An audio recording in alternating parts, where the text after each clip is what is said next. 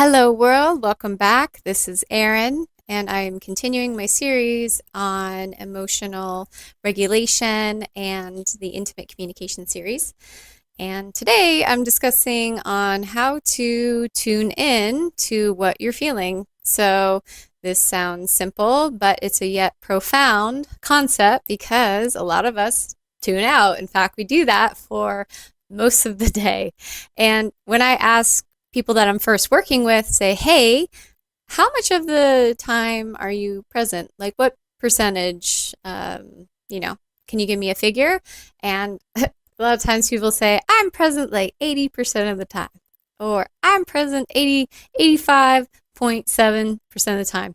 And I say, okay, that's fair. And so I encourage them to study themselves and just check out when they're checking out and just make a note of it. So client goes home, does this, and then sure enough, come back the next session and they'll say, oh, yeah.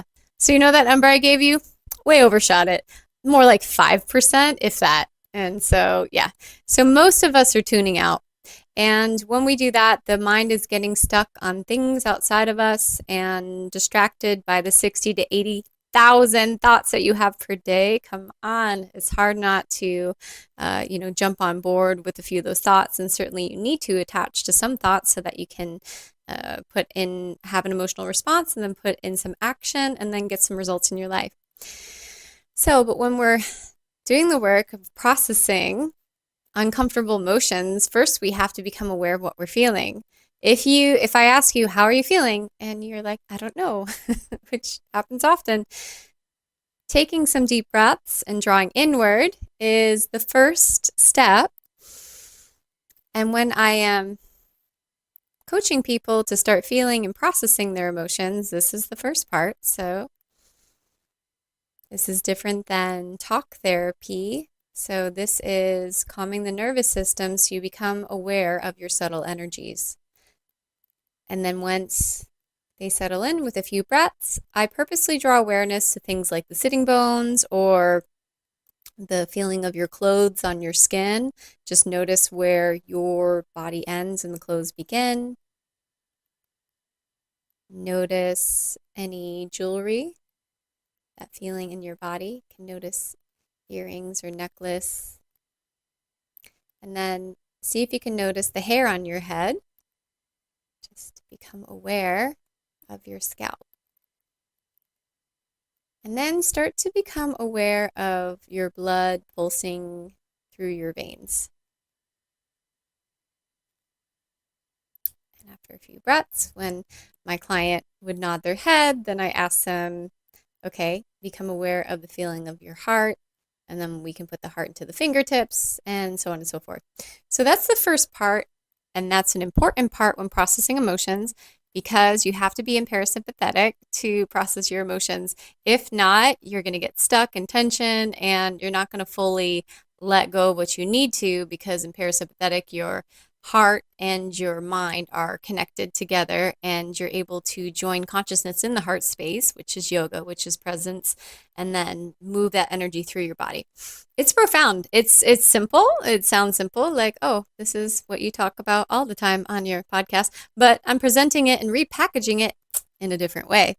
So if you need to process uncomfortable feelings, then this is the way that you do it. I was working with a client today and they mentioned that, they were taught the opposite, to put emotions in a box and sort of like lock it up and throw away the key. And I was thinking, no, that is the opposite. That's repression. That is pretending that doesn't exist. And, that usually ends up in your emotions expressing themselves in weird and unusual ways. So sometimes your nervous system with things like passing out or, getting hyper aroused in the sense that you get super anxious or you can shut yourself down, depression. So this is the main reason why people come to see me, is for me to help them thaw out their emotions and be able to experience them, change your relationship with it. It sounds simple and it's like, what does that do? It changes everything because your emotions drive your actions. Think about what you do and how you act when you feel happy. Go on. Think about it. Got it? Okay. And then think about how you act when like you're angry or resentful. Just feel that in your body for a second. Does that make you want to move or does that make you want to sit down like a rock? so, so these things are important. So learning how to tune in is one of the most important things that I teach as a coach. And like I say to my clients, I coach in the way that I want you not to have to need me. Maybe that's not a smart business move, but you know what? Um, I like to see people grow. I like to see people shine. I like to see them pull out their resources from within because I trust them, because I'm a coach, not a rescuer. I like to see what's created. It's art. When a person is stimulated enough to where it creates friction within them and they need to solve a mystery or puzzle within them, and they need to pull out their resources. That is one of my favorite things to witness as a coach, is to see people grow in that way. So I'm really good with helping people to drop in, giving them appropriate challenge that is not going to overwhelm them, but they feel supported, they're on board, and they're actually going to do it. And then, seeing the results from that and rinse and repeat with I used 40 different techniques, not all in one session. That would be a very long session, but I have a lot of tools in my box because I've worked with a lot of different people that need different kinds of help. So as far as the emotional regulation series, this is an important little tidbit, and I wanted to give some pro tips in addition to the great response that I've had with my last series of podcasts. I think because it was a concentrated effort, is something that I'm honing in on, focusing on, and it's like the foundation of coaching, at least for me. That's what I show people how to do first, because if we dig into deep belief systems and you do not know yet how to process your emotions, oh boy, that is going to be a rough week. So it's like, so hopefully not TMI, but if you've ever detoxed, like done like a juice cleanse or a kitchery cleanse, and you have not yet done a colon cleanse where you're actually, like, let's just say that you're constipated and you try to release all these toxins in your system. Guess what? You're going to just reabsorb all those toxins you just released. So best to be pooping first, and then you can release the toxins because your body can actually get rid of them. Same thing with emotions. So if you don't know how to process your emotions, why in the heck am I going to bring up a bunch of stuff that you don't know yet how to let go of? So, right? So isn't that considerate of me? Yay. So that's how I coach. So it's the foundation of coaching. It's the foundation of healing. And I'm really great at teaching it. And so I'm passionate and I'm happy to share my knowledge. So thank you for tuning in. I hope that you enjoyed this continuation of the pro tips of the series that I just did. And a couple of announcements. I am streaming a live yoga church, not this Sunday, but next Sunday, August 4th from 11:15 to 12:15 Eastern Standard Time. If you want to tune in, you can join our Thrive Yoga Fit community on Facebook, and I live stream it there for free, or it is a by donation free if you want to sign up on thriveyogafit.com. You can certainly do that. It's by donation. Come see what I do. Enjoy it.